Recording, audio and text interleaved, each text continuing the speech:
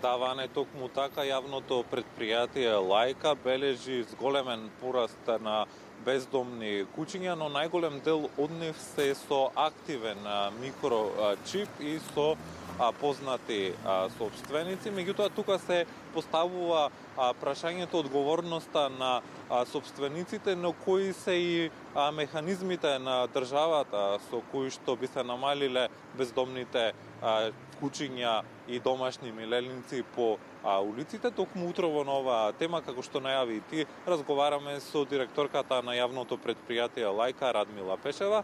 Господи Радмила, добро утро и добре дојдовте во Македонија наутро. Бележите зголемен пораст на бездомни куќиња со активен микрочип. Колкава е статистиката? Какви се бројките што ги имате? Ова е појава со која што се соочуваме во последните 3 години и никако да престане. Темата е што микрочипот практично укажува, тоа е единствен идентификацијски број на куќето кој што укажува на тоа дека куќето има собственик. Меѓутоа, многу често или во датабазата, значи што значи идентификацијски број влегува во единствена национална датабаза на државата за собственици на куќиња и куќиња и укажува или нема телефонски број од собственикот, не е добро внесена, не ги има сите податоци. Или, например, собствениците одбиваат да ги земат куќињата. Што се случува? Куќето го подариле, куќето што, значи, не го префрлиле законски собствеништвото, или куќето им се изгубило наводно. Најчесто тоа куќето ми се изгуби значи дека куќето веројатно намерно го фрлиле од својот дом и го напуштиле. И едноставно овие куќиња остануваат на товар на предпријатието за понатаму да ги ревдоми, да им најде собственик, затоа што тоа се добри, убави куќиња кои што не заслужиле да завршат на улица. Истовремено, многу е важно да сватиме овдека дека недостасуваат поголеми казни, затоа што ние... Во таа насока е токму и моето следно прашање, какви механизми постојат или какви механизми треба да има се со цел да се намали бројот на куќиња што завршуваат по улиците и собствениците кои се нафатиле да одгледуваат домашен миленик, истиот да не го напуштаат. Пред се казните треба да бидат поголеми, затоа што ние за секој едно куќе собственичко кој што ќе го најдеме на улица ја известуваме, пишуваме представка во ветеринарна инспекција, тоа е во Агенцијата за храна и ветеринарство.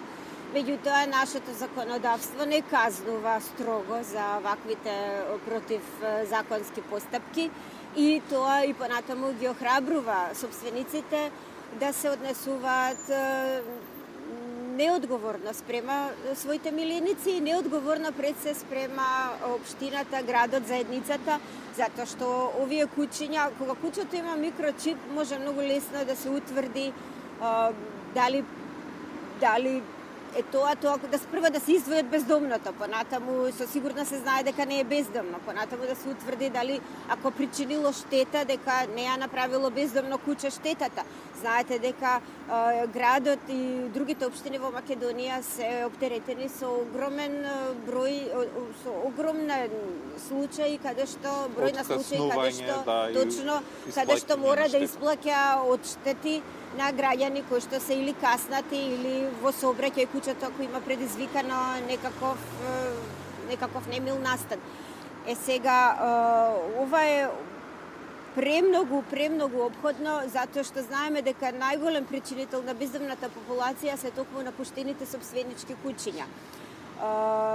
Пред се мора да ги едуцираме граѓаните. Нивната законска обврска дека е да го микрочипираат нивното куќе, пред се тоа е добро и заради безбедноста на куќето, затоа што оној момент кога ќе се изгуби, може лесно да се идентификува, куќето се губи не секогаш неодговорни граѓани, се губи поради за тоа што некаков звук ќе го исплаши, некаква ситуација ќе го исплаши, знае да рипне од двор, да се измкне да се истегне од поводник и така натаму. Значи пред се за безбедност на куќето, а понатаму Затоа што е законска обврска, затоа што микрочипирани куќиња полесно им помагаат на општините и на надлежните институции да воведуваат контрола кога постои проблем со бездомна популација на куќиња. Микрочипирано куќе, кога имате во датабазата, може да се утврди дали е куќето стерилизирано, колку легла произведувате, дали произведувате и така натаму. Да, госпоѓо Пешева, морам да ве прашам, каков е капацитетот на прифатилиштето во јавното предпријатие Лајка? Имате ли доволен капацитет за прием на куќиња? Дефинитивно дека има поголема потреба од поголем капацитет, меѓутоа со вакво постапување на нашите граѓани неодговорно и повеќе капацитети нема да го решат проблемот, значи не треба да ја гледаме во таа насока, да го гледаме решението. Решението треба да го гледаме во вклучување на сите организации, сите институции кои што го контролираат ова прашање, затоа велиме системски мора да се решава, за да превенираме појави на напуштање на цели легла и напуштање на куќиња, не микрочипирани и микрочипирани, а онаму каде што имаме дефинитивно јасен идентификуван собственикот да биде соодветно казнет за да не се охрабруваат и другите да постапуваат исто со своите миленици. Така, господи Радмила, ви благодарам што утрово бевте дел од Македонија наутро и да се надеваме дека ќе се зголеми свеста кај собствениците и се помалку домашни миленици нема да ги гледаме на улиците, туку во своите домови. Ви благодарам за интересирањето. Ви благодарам и вам. Утрово разговаравме со Радмила Пешева, директорка на јавното предпријатие Лајка. Тука ќе упатиме еден апел сите граѓани кои се во можност да донираат кебина во ова јавно предпријатие, затоа што навистина се потребни за домашните миленици, особено во овие студени денови кога температурите надвор се веќе во минус. Ване?